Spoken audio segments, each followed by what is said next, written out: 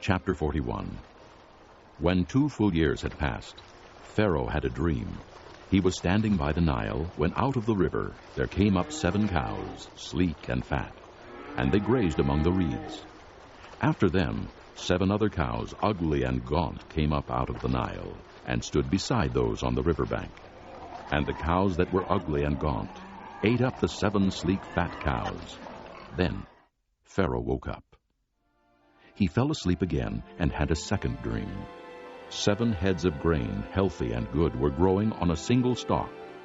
After them 7 other heads of grain sprouted, thin and scorched by the east wind. The thin heads of grain swallowed up the 7 healthy full heads. Then Pharaoh woke up. It had been a dream. In the morning his mind was troubled, so he sent for all the magicians and wise men of Egypt. Pharaoh told them his dreams, but no one could interpret them for him. Then the chief cupbearer said to Pharaoh, "Today I am reminded of my shortcomings.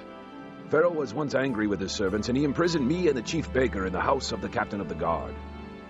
Each of us had a dream the same night, and each dream had a meaning of its own. Now a young Hebrew was there with us, a servant of the captain of the guard. We told him our dreams, and he interpreted them for us, giving each man the interpretation of his dream. And things turned out exactly as he interpreted them to us. I was restored to my position, and the other man was hanged." So Pharaoh sent for Joseph, and he was quickly brought from the dungeon. When he had shaved and changed his clothes, he came before Pharaoh. Pharaoh said to Joseph, "I had a dream, and no one can interpret it, but I have heard it said of you that when you hear a dream, you can interpret it." "I cannot do it," Joseph replied to Pharaoh. "but God will give Pharaoh the answer he desires." Then Pharaoh said to Joseph, "In my dream, I was standing on the bank of the Nile, when out of the river there came up 7 cows, fat and sleek, and they grazed among the reeds. After them 7 other cows came up, scrawny and very ugly and lean. I had never seen such ugly cows in all the land of Egypt. The lean, ugly cows ate up the 7 fat cows that came up first. But even after they ate them, no one could tell that they had done so. They looked just as ugly as before. Then I woke up. In my dreams, I also saw 7 heads of grain, full and good, growing on a single stalk. After them, 7 other heads sprouted, withered and thin and scorched by the east wind. The thin heads of grain swallowed up the 7 good heads. I told this to the magicians, but none could explain it to me."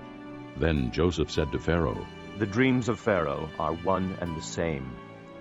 God has revealed to Pharaoh what he's about to do. The 7 good cows are 7 years, and the 7 good heads of grain are 7 years. It is one and the same dream. The 7 lean, ugly cows that came up afterward are 7 years, and so are the 7 worthless heads of grain scorched by the east wind. They are 7 years of famine. It is just as I said to Pharaoh. God has shown Pharaoh what he's about to do. 7 years of great abundance are coming throughout the land of Egypt, but 7 years of famine will follow them. Then all the abundance in Egypt will be forgotten, and the famine will ravage the land. The abundance in the land will not be remembered, because the famine that follows it will be so severe." The reason the dream was given to Pharaoh in 2 forms is that the matter has been firmly decided by God, and God will do it soon. And now, let Pharaoh look for a discerning and wise man and put him in charge of the land of Egypt. Let Pharaoh appoint commissioners over the land to take 1/5 of the harvest of Egypt during the 7 years of abundance.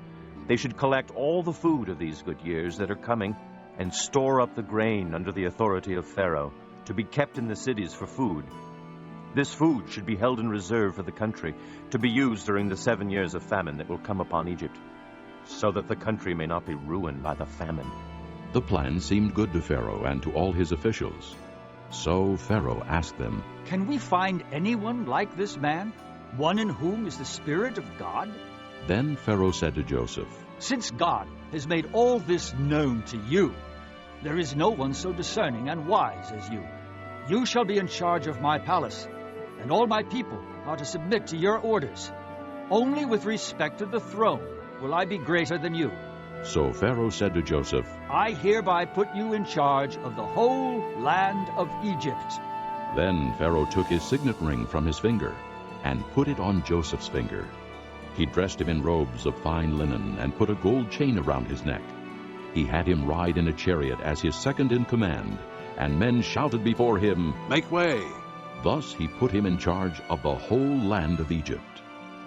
Then Pharaoh said to Joseph, I am Pharaoh, but without your word, no one will lift hand or foot in all Egypt. Pharaoh gave Joseph the name Zaphanath-Paneah, and gave him Asenath, daughter of Potipherah, priest of On, to be his wife. And Joseph went throughout the land of Egypt. Joseph was 30 years old when he entered the service of Pharaoh, king of Egypt. And Joseph went out from Pharaoh's presence and traveled throughout Egypt. During the 7 years of abundance, the land produced plentifully. Joseph collected all the food produced in those 7 years of abundance in Egypt and stored it in the cities. In each city, he put the food grown in the fields surrounding it. Joseph stored up huge quantities of grain, like the sand of the sea. It was so much that he stopped keeping records because it was beyond measure. Before the years of famine came, 2 sons were born to Joseph by Asenath, daughter of Potipherah, priest of On. Joseph named his firstborn Manasseh and said, It is because God has made me forget all my trouble and all my father's household. The second son he named Ephraim and said, It is because God has made me fruitful in the land of my suffering. The 7 years of abundance in Egypt came to an end, and the 7 years of famine began, just as Joseph had said. There was famine in all the other lands, but in the whole land of Egypt there was food. When all Egypt began to feel the famine, the people cried to Pharaoh for food. Then Pharaoh told all the Egyptians, Go to Joseph and do what he tells you.